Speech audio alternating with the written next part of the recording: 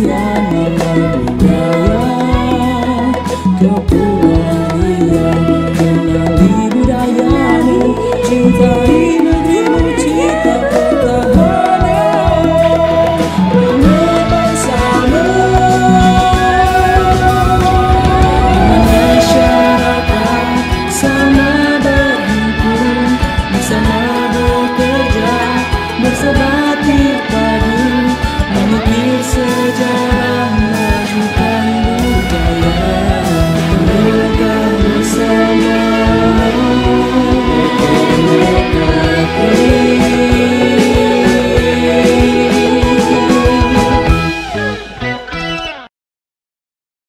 Assalamualaikum warahmatullahi wabarakatuh. Salam budaya. Lomba mendongeng berbahasa Melayu ini dilaksanakan oleh Balai Pelestarian Nilai Budaya Kepulauan Riau. BPNB Kepri ini wilayah kerjanya Kepulauan Riau, Jambi, dan Bangka Belitung. BPNB Kepri mempunyai beberapa tugas yang kalau dikelompokkan ada sekitar 4, misalnya 4. Yang pertama kajian, yang kedua pendokumentasian dan penyebarluasan informasi, yang ketiga tentang pencatatan warisan budaya tak benda, yang keempat tentang internalisasi nilai budaya. Nah, terkait internalisasi nilai budaya ini ada beberapa kegiatan yang dilakukan, tetapi intinya adalah mengusung tagline kami, yaitu kenali budayamu, cintai negerimu. Intinya mengenalkan budaya.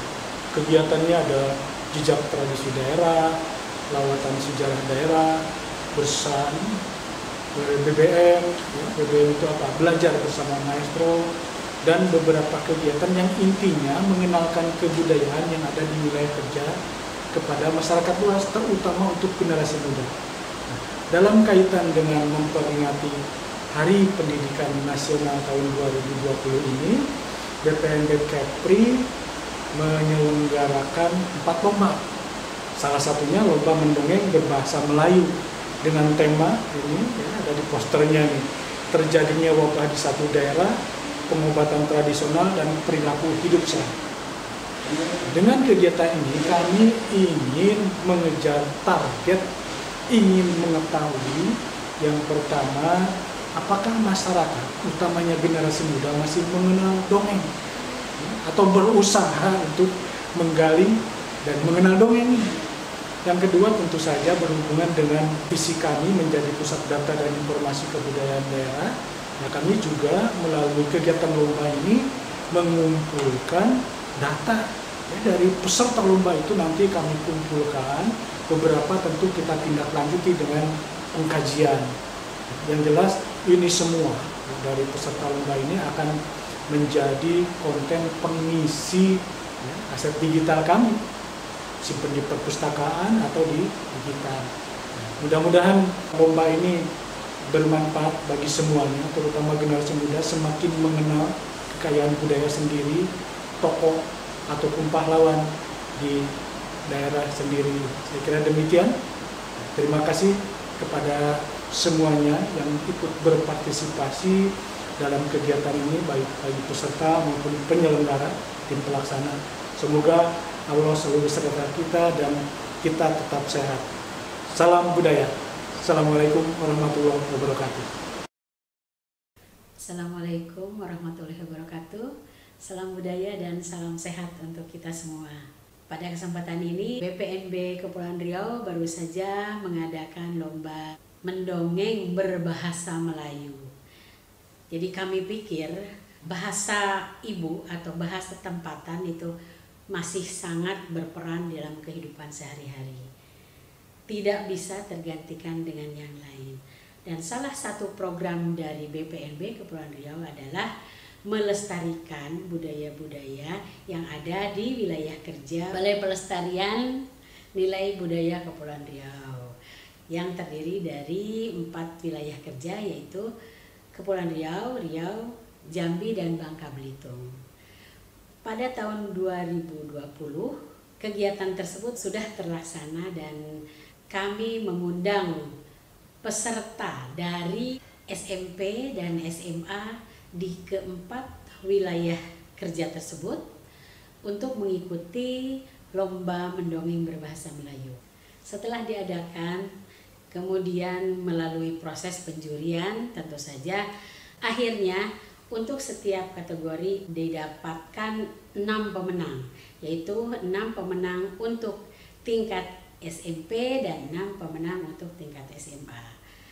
Dalam hal ini, juri tentu saja tidak serta-merta mendapatkan nama-nama tersebut karena semua peserta sangat antusias dan bagus sekali dalam menyampaikan dongeng mereka. Ke-12 pemenang itu, SMP dan SMA, ada yang mewakili Kepulauan Riau, dari Jambi dan Bangka Belitung.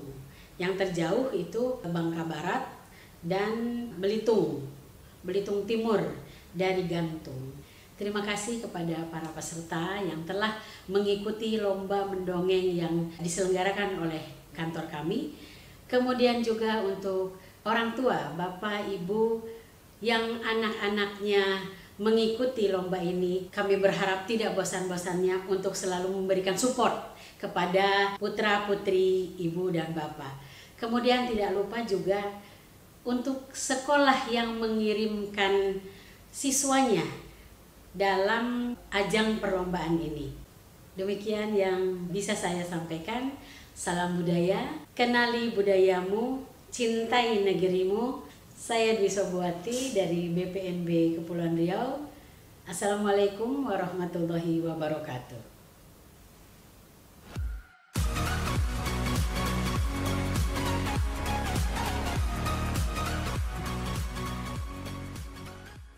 Assalamualaikum warahmatullahi wabarakatuh. Dewan juri yang terhormat, perkenalkan nama saya Eki Sanjaya, asal sekolah SMA Negeri 1 Koba, Kabupaten Bangka Tengah, Provinsi Kepulauan Bangka Belitung. Di sini saya akan membawakan cerita yang berjudul Legenda Batu Belimbing. Zaman dulu, hiduplah dua orang sahabat di sebuah kampung tepi pantai sebelah barat kota Tobuali. Namanya Bang Belim dari suku Melayu, Kek Ko Abing dari suku Tionghoa. Nya berdua ini dari agak kecil lah sami-sami lah kayak saudare. Kebiasaannya berdua dari agak kecil sampai lah besar nak nih, ningok terbenama sang surya deket batu besar. Seakan-akan batu besar itulah jadi saksi persahabatannya berdua. Pas hari itu terjadi wabah penyakit dekat kampungnya berdua. Gali-gali ramuan obat lah dicoba, dak dipacak menyembuh penyakit ni. Rupe-rupe Bang Belim Kek Ko Abing dipon kenal penyakit aneh. Keadaan sangat memprihatinkan, sangat sedih nengok.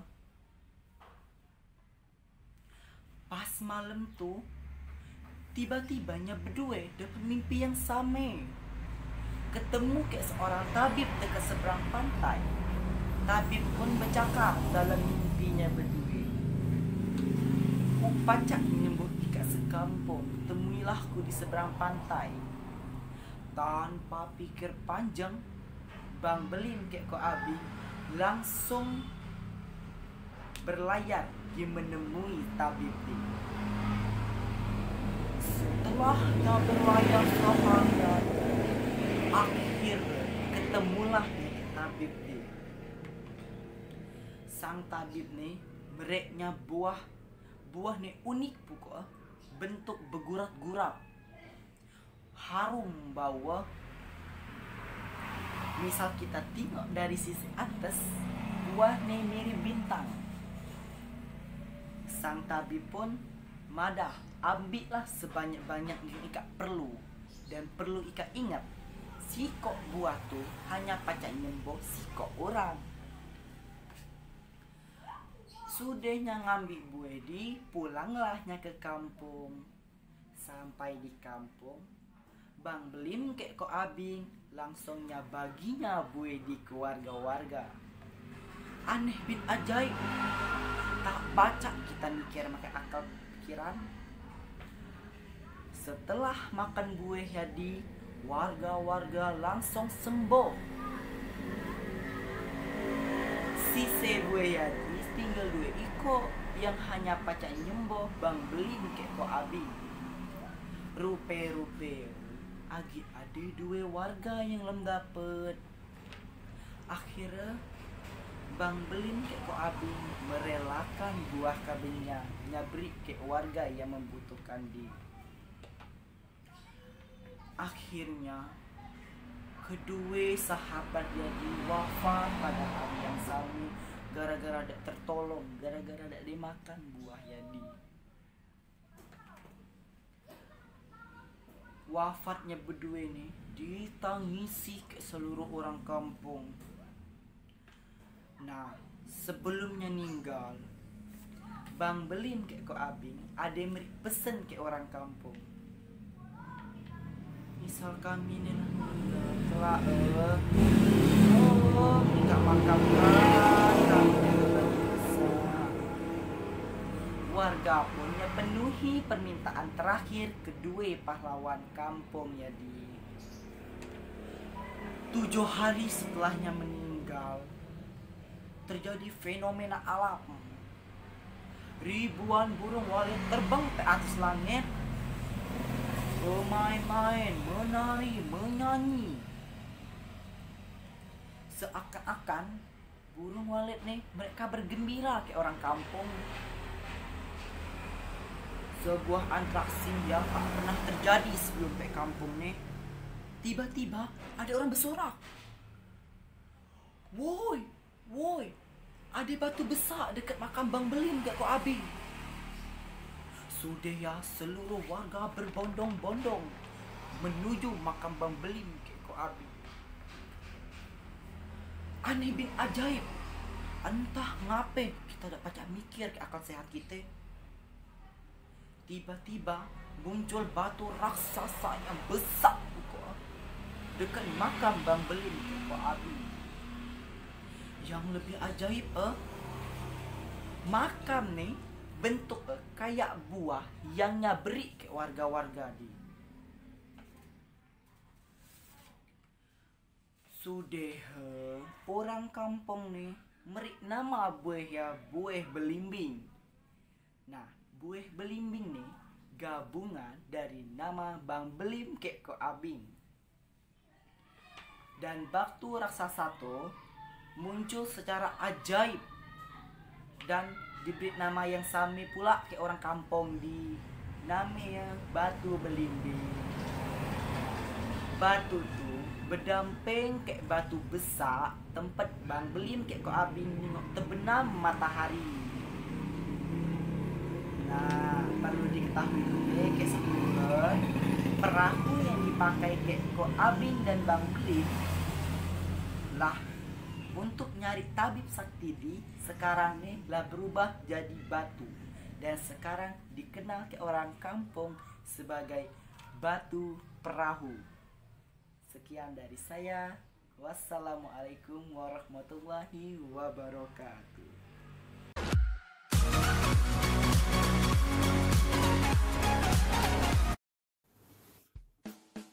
Assalamualaikum warahmatullahi wabarakatuh. Salam sepuju adat serumpun peskor. Perkenalkan, nama saya Fadilah Trisantika dari SMA Negeri 7 Sarolangun. Di sini saya akan membawakan dongeng Melayu yang berjudul Penyakit Pukut dan Topeng Labu di Muaro Jambi. Yang terhormat para Bapak Ibu Dewan Juri sekalian, selamat menyaksikan. Alkisah, pada zaman dahulu kala, ada satu orang masyarakat yang tinggalnya di Muaro Jambi. Namanya Si Kulo. Datanglah Pada suatu hari, si Kulup itu jatuh sakit. Sakitnya cukup parah di kulitnya. Namun penyakitnya tuh penyakit kusta. Tapi orang-orang di Muaro Jambi nyebutnya sebagai penyakit ikut.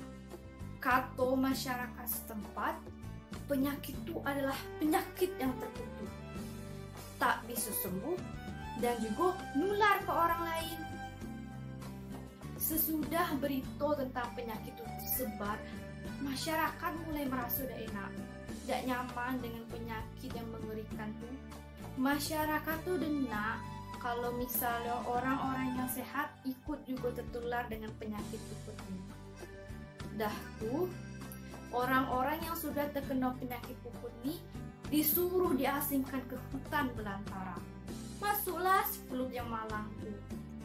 Dah tuh, beberapa lama orang yang kena penyakit ikut ini tinggal di hutan belantara.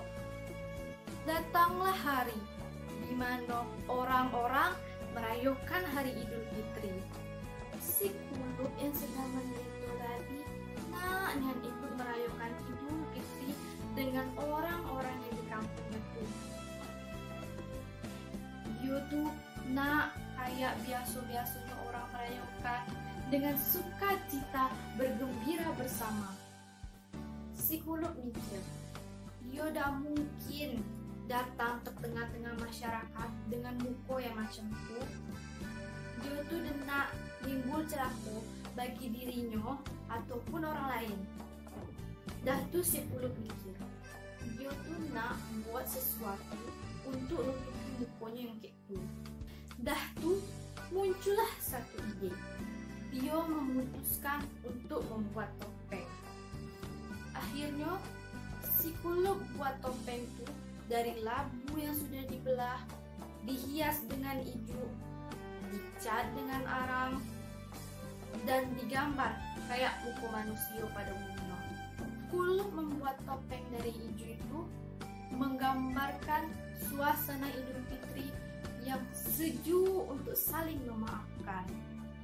Sedangkan hijau untuk menghias tadi maksudnya untuk menghapuskan semua kesalahan-kesalahan yang sudah kita buat. Sudah si Kulup buat topeng itu tadi, dikasihlah ke orang-orang yang kena penyakit itu tadi. Orang-orang tuh pakai topeng yang biasa baik, pakai baju yang biasa baik, sama pakai ambung nih ha. Orang tuh berjalan sederhana lah, cuman bawa topeng, bawa ambung tadi, pakai baju yang biasa baik, tak ada yang berlebih-berlebihan, tak. Orang tuh pakai, tak ada yang mewah-mewah, tak. Orang tuh berjalan lah kan, bawa ambung nih, maksudnya tuh biar orang-orang yang di kampung tuh melempar makanan, kue lebaran sebagai tanda untuk ibu hatinya terhadap orang-orang yang kena penyakit ini.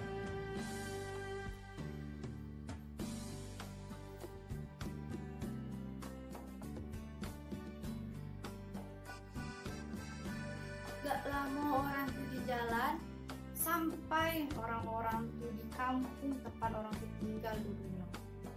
Orang-orang dari kampung tuh senang nian orang ikut-ikut nih datang.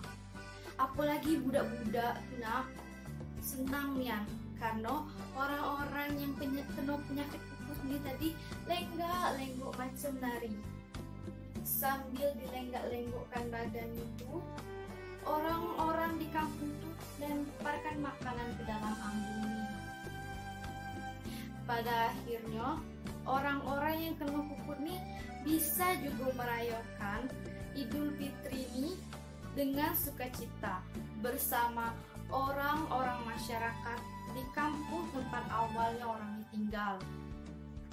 Sampai kini hal itu sudah menjadi tradisi bagi masyarakat di Muaro Jambi. Orang tuh melaksanakan tradisi ini pas malam sebelum Idul Fitri. Maknanya dari tradisi itu buat orang-orang tuh derajatnya sama rata. Orang-orang masih tetap bisa merayakan Idul Fitri tanpa adanya perbedaan. Sekian dongeng Melayu dari saya. Saya minta maaf apabila saya ada salah. Terima kasih bagi Bapak Ibu Dewan Juri yang sudah menonton. Saya akhiri dulu. Wassalamualaikum warahmatullahi wabarakatuh.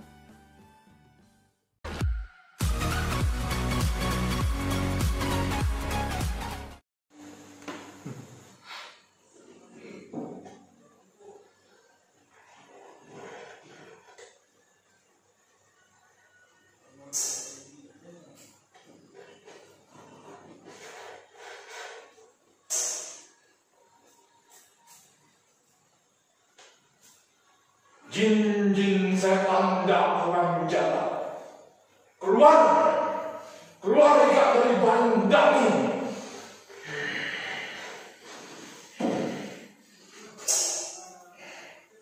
Wah,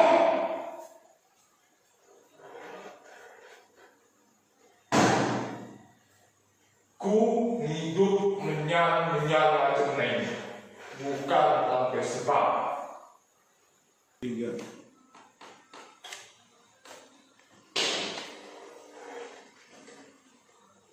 Tapi kunek menceritakan ke Ika tentang kebiasaan orang-orang Binai di Tempilan. Kebiasaannya galak ngucap sebasi kayak binatang pas tengah hamil. Akibatnya anak pas lahir punya sifat macam kayak binatang kok, semisalnya gerak dan tolah yang disebut kayak sepati. Kayak ngubet penyakitnya hanya dukun-dukun yang sakti pacak ngubet dan tolah yang disebut kayak muang. Kali ini kunek menceritakan tentang muang sepati gerak. Ika nak tahu cuma cerita Kune Faris Fatin dari Bangka Barat, Kepulauan Bangka Belitung. Jeneng kisah.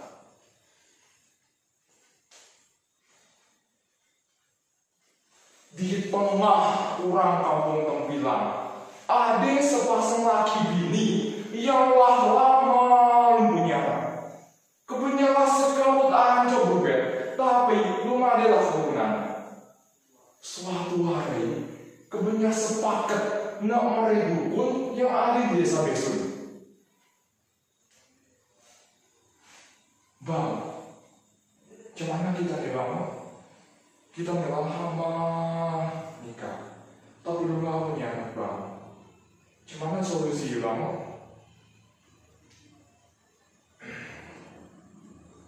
Oh, benarlah. Cendebe, abang ada kenalan dukun dekat desa Besunya. Kata dukunnya pacak ngubet bagi macam penyakit. Apalagi yang dia pacak datang bila kita kesia. Allah. Akhirnya laki bininya tadi meraih dukun.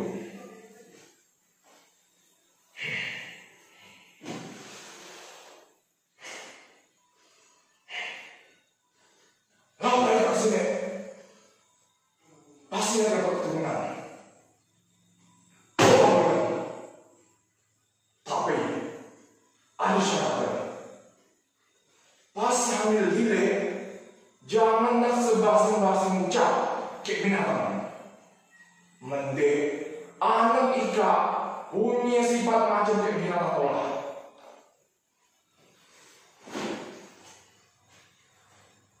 Sudah hari itu berapa bulan kemudian akhir bininya hamil. Bang, ku hamil. Alhamdulillah, kita jaga sama-sama dan ingat pesan apa ya? Suatu hari laki pergi berburu. Pada hari itu laki dari niatan sama sekali kayak ngebau hewan. Tapi entah ngapa pas dia mau kerak, dia tuh tertarik ngebawa. Akhirnya kerak tadi dibawa pulang. Pas sampai di rumah, laki nih merasa letih lah. Kerak yang dibawa tadi ditaruh di rumah. Katanya letih, nyasa tidur. Celaka, dak lama dari itu, bininya pulang dari pasar. Bininya tak kejut bukan main, nemu ada kerak, dia ada rumah.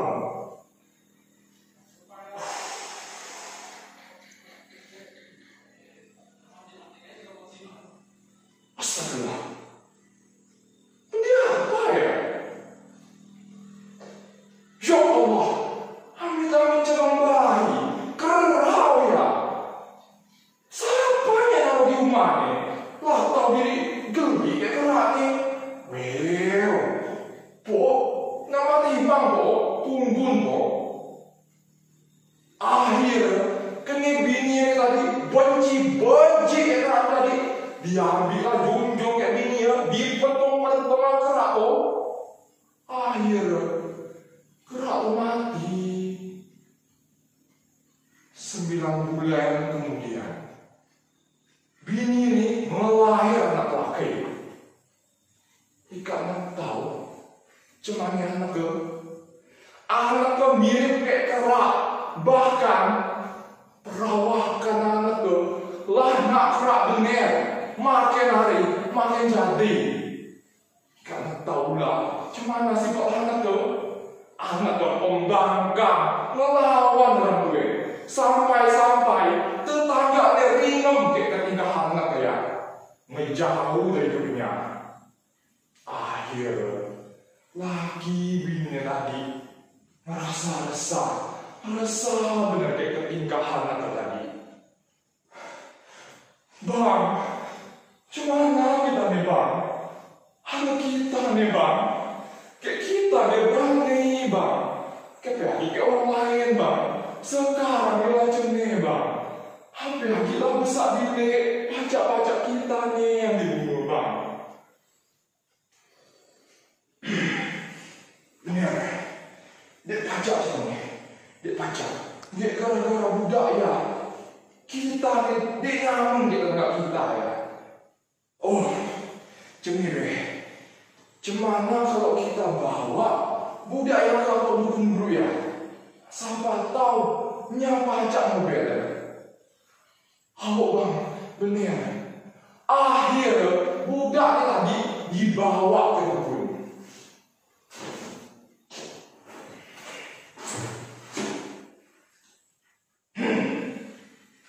Lagi kau nak? Ya, mau pas tengah hamil hari. Jenis masing-masing budak. Akhirnya ikalah yang susah, ngerugi orang banyak. Akhirnya dukun ini berusaha membantu berbagai macam cara dipakai.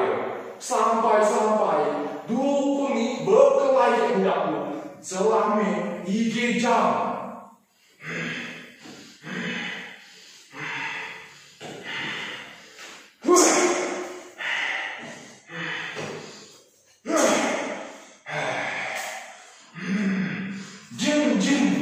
Setan yang orang jahat keluar kita dari badan budak nih.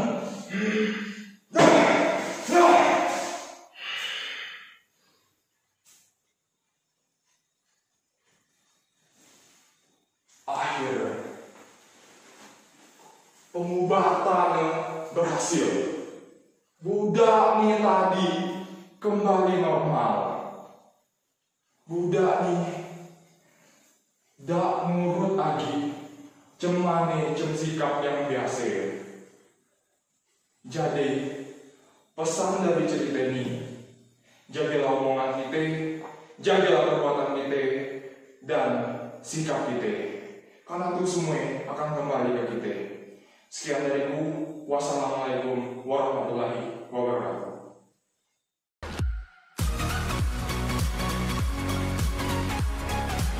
Pergi ke pasar membeli ikan. Ikan dibeli oleh Pak Atul. Salam sejahtera saya ucapkan. Assalamualaikum warahmatullahi wabarakatuh. Perkenalkan, nama saya Mutiara Maharani. Umur saya 15 tahun. Saya bersekolah di SMP Kartini 1 Batam dan saya mengikuti lomba mendongeng yang ditajak oleh BPNB Provinsi Kepulauan Riau. Dan hari ini saya ingin bercerita mengenai wabak di negeri Pelanduk Putih.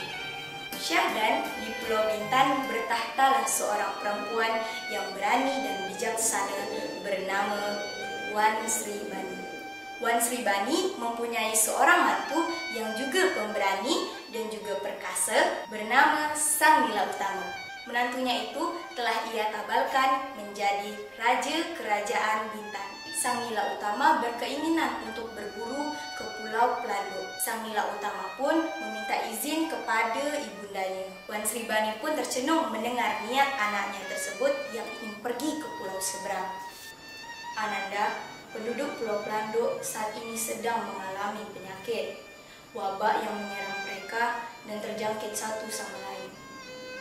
Bunda hanya berharap Ananda dapat membantu rakyat di sana. Mendengar tuturan ibundanya, Sang Nila Utama pun berjanji untuk memenuhi permintaannya. Sebelum berburu, ia akan mengobati penduduk yang berada di Pulau Pelanduk tersebut. Namun, ada syarat lagi. Jika Ananda bertemu dengan Pelanduk Putih, janganlah sampai panah Ananda melukai dirinya, ujar Wan Sri Bani kepada anaknya.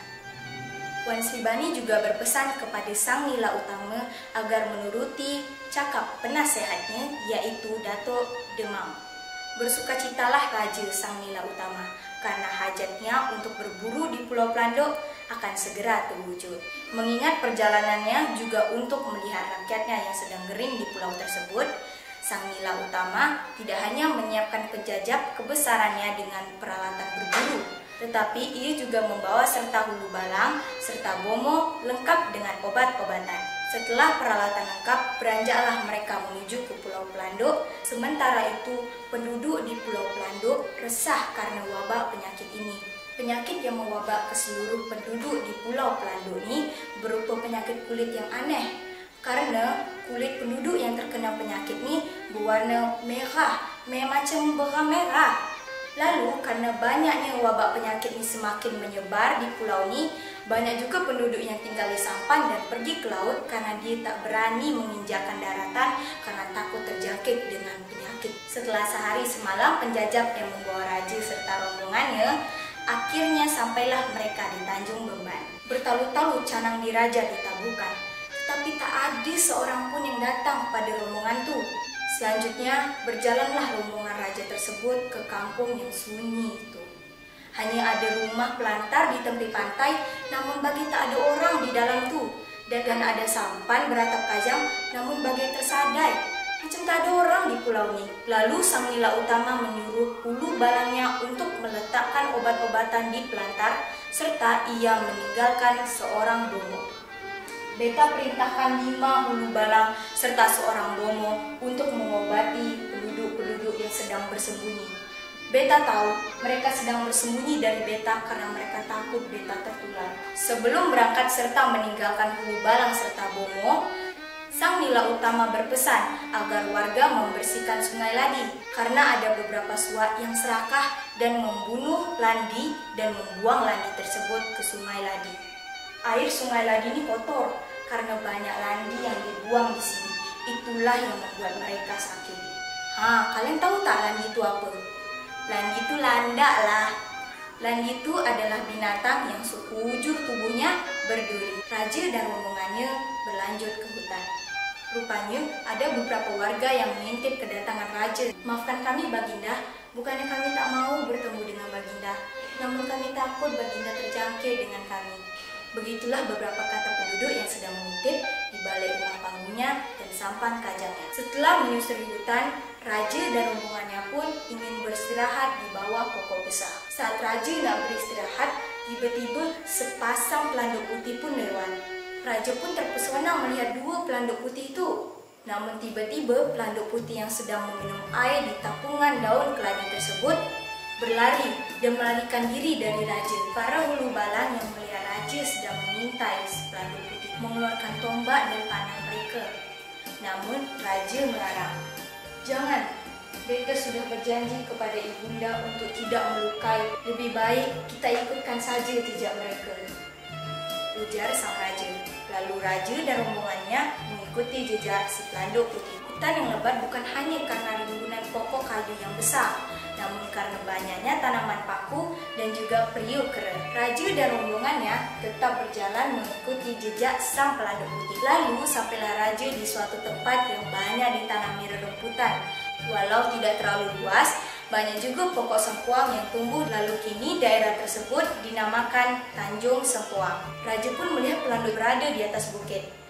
Dan pelanduk tersebut seakan melihat ke arah Baginda dan berkata, "Cepatlah ke sini, Baginda." Lalu raja dan rombongannya pun pergi ke atas. Saat sudah sampai di atas, pelanduk itu menghilang. Tak ada lagi pelanduk putih di situ.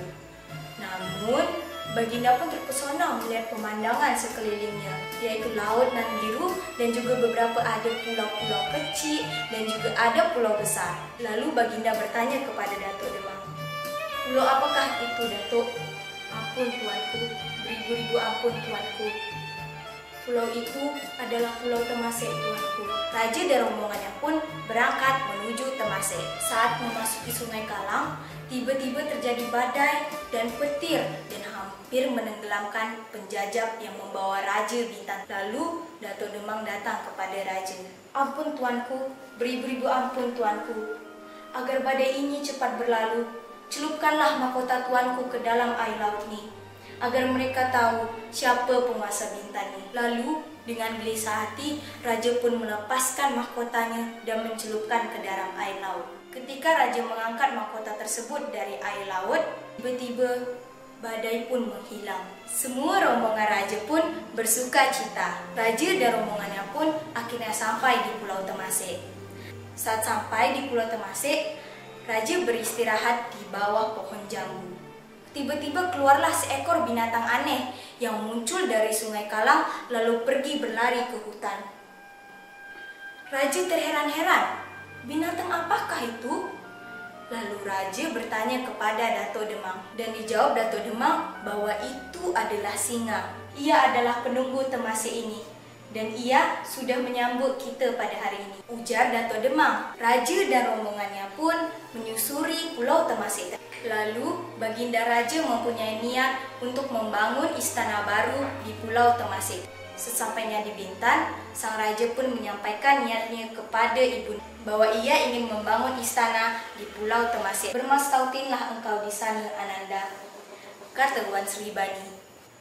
Perempuan penguasa Bintan ini pun mahfum karena ia tahu Pulau Temasek ini akan menjadi bandar yang ramai. Pulau Temasek ini sekarang dikenal dengan nama Singapura, yang berarti kota istana dalam bahasa Sanskerta atau bahasa Melayu tertinggi. Perihal Pulau Pelanduk, penduduk yang awalnya terkena wabah akhirnya pun sembuh karena obat dan ramuan yang telah diberikan oleh raja. Karena tidak lagi ada penyakit yang menular, ramai suak-puak lain yang datang dan bermukim di pulau tersebut, yang kelak namanya berganti menjadi Pulau Batam. Mengikuti kisah dari batas kerajaan yang dibangun Sang Nila Utama dari kerajaan Singapura hingga ke tanah Semenanjung. Oleh Sang Nila Utama, kerajaan yang dibangunnya dinamakan sebagai Kerajaan Melayu, dan yang memerintahkan adalah garis keturunannya yang merupakan bangsa Melayu. Sedangkan Pulau Pelanduk Putih merupakan batas tanah Melayu, karena makin banyak orang yang bermukim di pulau ini dan makin gerak cepat masyarakatnya, maka disebutlah pulau ini sebagai Pulau Batam, yang akronim dari Batas Tanah Melayu. Maka begitulah asal-usul nama Pulau Batam serta asal-usul nama Singapura. Teman-teman semua, pesan moral yang dapat kita ambil dalam dongeng ini adalah untuk selalu bersikap berani, bertanggung jawab, peduli, dan juga amanah. Demikianlah dongeng wabak di negeri Pelanduk Putih. Maafkan saya ya jika ada salah kata. Wabillahi taufiq wal hidayah. Wassalamualaikum warahmatullahi wabarakatuh.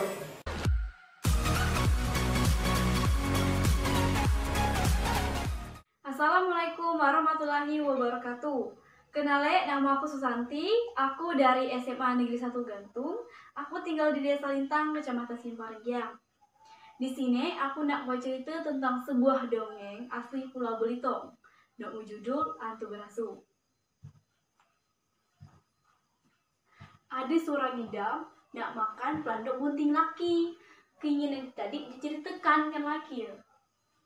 Karena laki nak sayangkan bini teh, maka ditemani oleh kawan serta siko asu. Pergilah di berburu mencari nak demi damai bini teh. Tapi biar siapa pun jua nak dicari teh tidak dapat. Yang dimaksudkan bini itu sebenarnya pelanduk bini ngemuntingkan anak laki. Tapi laki ini salah pengertian, disangka pelanduk laki yang dimunting. Pada suatu hari mereka dapat siko ular nak gede. Dengan bangga ular teman mereka bawa ke tempat mereka berteduh di tepi siko lekuk nak dalam. Ular teh dibuat teh, dipotong-potong lalu dipanggang. Lah masak supaya tidak dimakan asu, panggang ular teh ditaruhkan di parak yang mereka buat agak tinggi. Di atas parak tuh berjuntai siko dahan kayu. Menangin betiuh, dahan tuh bergerak dan daunnya ngenek panggang ular teh. Suatu ketika hari berangin sikit, dahan yang disebut tadi teh bergoyang sehingga daunnya ngenek panggang ular teh. Seputong-seputong panggang ular itu teh bertemu lagi. Surang dari pemburu nak ngeliat kejadian itu teh, irana lalu manggil kawan sambil menunjukkan kejadian nak lewat teh. Kawannya nak ngeliat kejadian itu pun turut kiranan. Irisan panggang ular teh nak bertemu semua satu sama lain. Wujud macam ular semula pula. Dan itu pagi. Berjalan pelan-pelan masuk ke bangunan dan lempus di sana.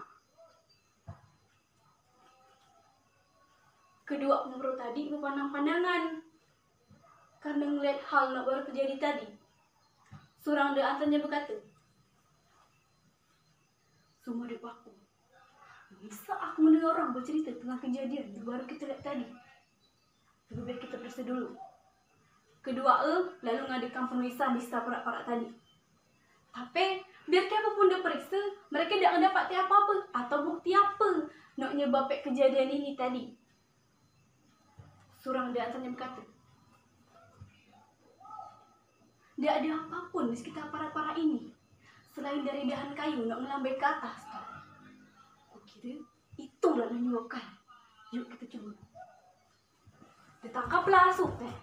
Lalu kemudian sembelih sampai putus leher. Tuh diambil daun tadi. Dipesokkannya ke luka leher asu teh. Tak lama luka bertaut. Udah itu asu hidup lagi. Karena lu percaya disembelih asu teh sampai 3 kali. Mau dipesokkan daun-daun tadi ke luka leher asu teh, asu hidup lagi.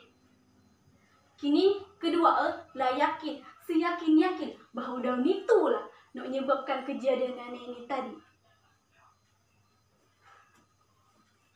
Kedua lalu ketawa girang. Karena kita tidak disangka-sangka mereka dapat ubat nak luar biasa mujarab. Bukan saja ubat luka, nak lah mati pun dapat hidup lagi. Seorang di antaranya berkata, "Tadi kita mencobakan binatang, kayak manusia. Yuk kita coba." Kedua lalu bermufakat, sapu dulu nak disembelih. Seorang di antaranya berkata, "Karena aku nak bujang, sedangkan kalau ada bini nak lagi bunting pula aku rela disembelih dulu. Itu baru kau. Andai kata ubat itu tidak mujarab dan aku mati, tidak ada yang nak kanang si aku. sebab aku sebatang kara bang dunia. Tapi kau mati, bini kan anak kau nak kau melarat hidup. Kawannya menarik kata kawan teh, lalu disembelih kawan teh sampai putus leher. Udah itu digosokkannya daun teh keluka leher kawan teh. Dalam waktu itu kawan teh hidup lagi. Sekarang giliran kau pula sembelih. Tapi malam, tika nak nyembelih nak ngambil daun, idan digosokkan keluka leher kawan teh. Tiba-tiba kepala kawan teh terguling masuk ke dalam lekuk nak dalam. Dan tidak mungkin. Kiapalah kalau sekarang. Dan diasuk teh dipotong leher. Lalu kepala teh dipakai dan ganti kepala kawan teh. Udah itu digosokkan luka teh ke daun-daun tadi. Tidak lama kawan teh hidup lagi. Tapi dah berganti rupa. Yakni badan-badan manusia, kepala-kepala asuk.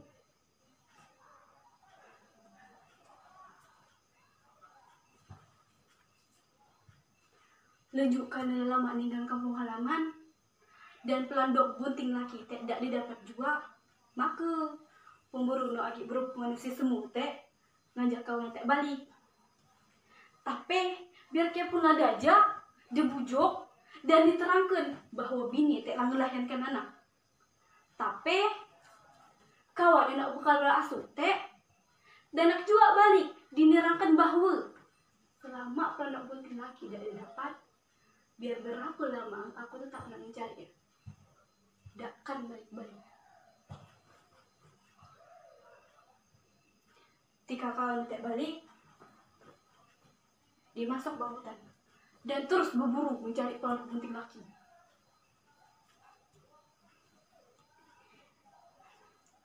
Pesan dari cerita ini, mendak ngapa-ngapa itu, usaha jiwa buat sumpah. Andai kata tidak terwujud, kan jadi utang. Sekian dari dongeng saya. Wassalamualaikum warahmatullahi wabarakatuh.